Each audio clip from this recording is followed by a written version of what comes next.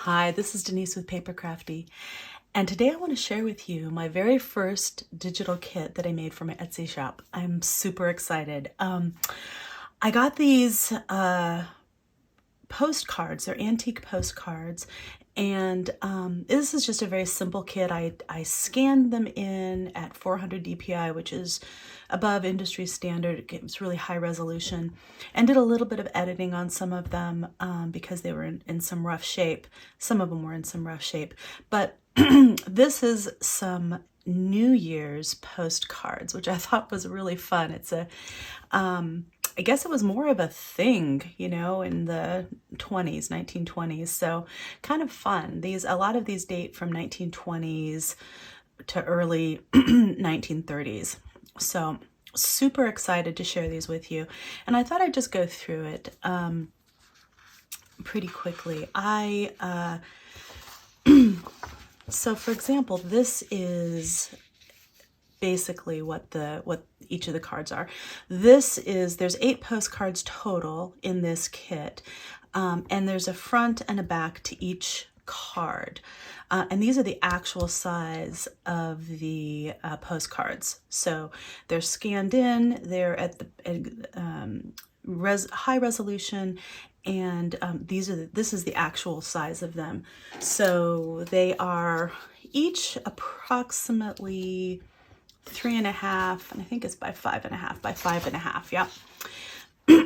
What I did though is that the way I like to use postcards in my junk journals is that I like to journal on the back where it looks like a postcard, and then the front's for decoration. I can embellish it if I'd like.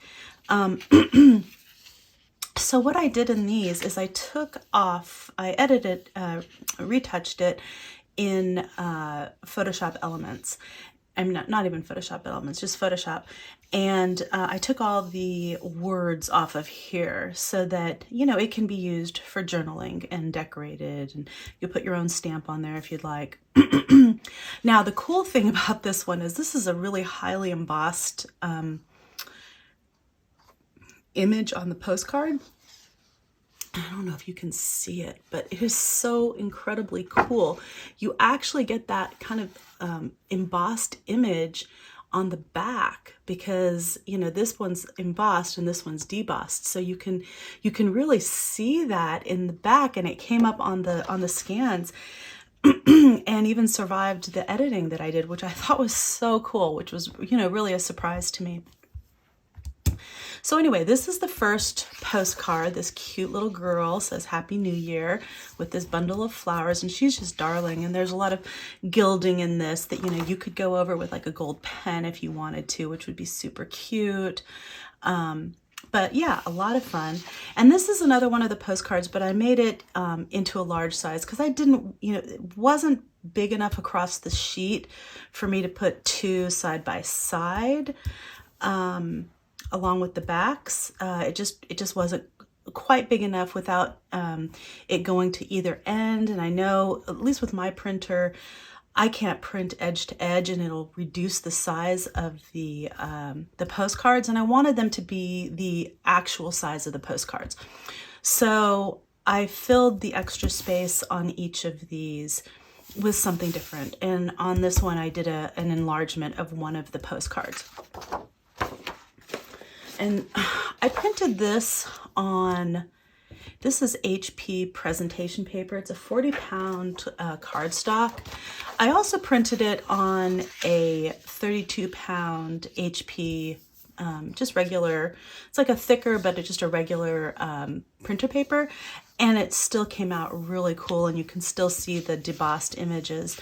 You lose a little bit of some of the color quality, but I still really love it. I think it's really pretty. As a matter of fact, some of the gilding seems to pop a little bit more on this print than on this one because there's so much detail here and it's a little bit darker. So, and again, with this one, you can kind of see there's a slight bit of difference, but still the quality is really good on just regular printer paper. Okay, so that's page 1. Here's another one of the next page of the printables, another one of the postcards. I love this one. It's so cute. I mean, I wouldn't have thought to have, you know, Santa and his sleigh with the reindeer for a New Year's card. We actually have some friends who traditionally do not send Christmas cards, but always send either usually a Valentine's Day card in lieu of a Christmas card. And it's actually kind of nice. So it's kind of fun to see these New Year's cards, kind of a fun thing. And again, this one's from 1925, December 31st, 1925. Really fun to see this. And again, I cut them so that, or I positioned them so that they'd be as close as possible, so that, you know, you could hopefully just do one cut with your trimmer, you know, across.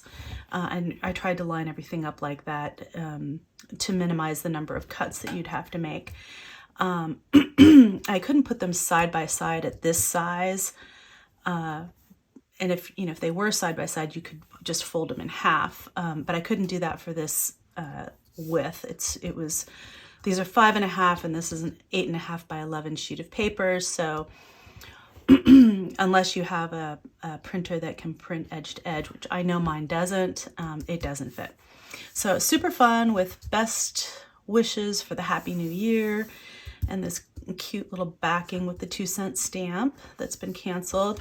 And again, just another postcard that has been enlarged. Okay, so the third postcard, you can see I really like this little girl, so I enlarged her on this page. Yeah, there's 3 landscape postcard. I'm sorry, 4 landscape postcards and 4 vertical orientation postcards. So it's a nice mix. We've got this really cute little, looks like a chair by the hearth. Is that a puppy on there with a little bow? Could be. Sincere good wishes for a bright new year and for many more to come. So super cute. And again, this is another one that was embossed. Oh, you lift it up and there's some little birds there. This is it's kind of scrolls upward, and you can see it's embossed. So on the back, you still get the embossed portion from this scroll, which is really kind of fun. But super cool. And I like the way all these postcards are a little bit different on the back. You know, you get a really cool design on each one of these. And, you know, I like to use even just these plain backs of the postcards for projects, you know, all year long. It doesn't have to be for New Year's. So this is a kit that could still be versatile for other times of the year, at least for the use of the backs. So super cute. So that's the third postcard. Here is the fourth postcard. And you got these cute little birds and this little winter scene with some holly, wishing you a very happy new year. And this is December 31st, 1925. Super cute. That one's in a little 2-cent stamp. And then this is just another enlarged image of one of the other postcards. Okay. And then here is the 5th postcard. And this one is a vertical orientation. And you can see I had enlarged it on one of the other pages. It says, Happy New Year wishes, in the friendly spirit of the day, my greetings warm I send this way. Super cool with a clock and these really pretty little blue flowers. Says January 1st. This is I think this is a pretty expensive for today postcard. I think it's maybe a collectible. This Tuxed was a really good brand apparently. But again, this was embossed, and you can kind of see the embossing in there on the back of that postcard, which is so cool. I just love that. And I ran out of vertical orientation postcards to put to the left side. So I included this little bit of ephemera from a magazine that I have. I think it's from 1936. menus for New Year's Day. I thought that was kind of fun. Some different kinds of ideas for buffet, and if you have people over, if you're entertaining. So really kind of fun. Pineapple jelly salad with cherry cream cheese balls. That sounds actually really good. And then I took a few of the little postcards where the image was pretty big and didn't have a lot of little words, and I made them teeny tiny, and I thought, you could use your stamp scissors and, just cut around them and make little stamps out of those. So I thought that would be kind of fun. Okay, I think this is number 6. Is this number 6 or number 5?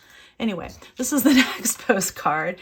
This is a really kind of a bold print, almost an Art Nouveau style, kind of cool. The New Year, as token of most warm regard, I send this simple greeting card with hearty hopes and wish sincere I speed you through the coming year. So anyway, that's kind of a fun one. And then you get this back. This is 1925 again, 8 p.m., December 22nd, from Ohio. And then again, I ran out of the vertical orientation postcards, so I included this sheet music for Auld Lang Syne. Auld Lang Syne. Gosh, why can't I say that? Auld Lang Syne. That's it. And I just thought it was really cool. This is, it's meant to be done as a duet, and this is only a half sheet of music, so you're not missing anything. So you're no fear of missing out on anything. This is all there was for this particular sheet of music, which is kind of cool.